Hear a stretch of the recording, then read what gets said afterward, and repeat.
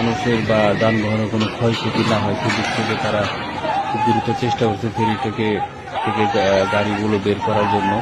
এখন আমি দেখতে পাচ্ছি সামনে দুইটা গাড়ি, তারা লোকজন খুব দ্রুত চেষ্টা করতেছে। প্রথমে একটা গাড়ি বের হচ্ছে, আপনি দেখতে পাচ্ছেন প্রথমে একটা গাড়ি বের হয়ে গেল।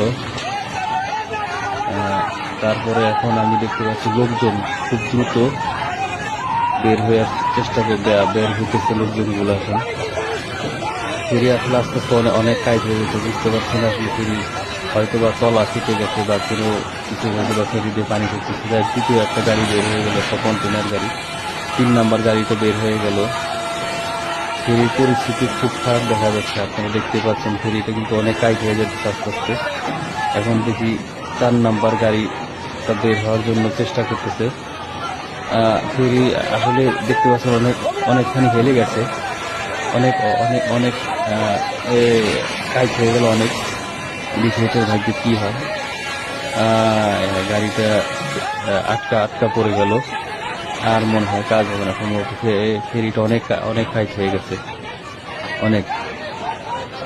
এখন দেখা যায় আল্লাহ পাক কি রাখছে ভাগ্যে। এখন সবাই তো দ্রুত চেষ্টা করছে বের হওয়ার জন্য। ফেরি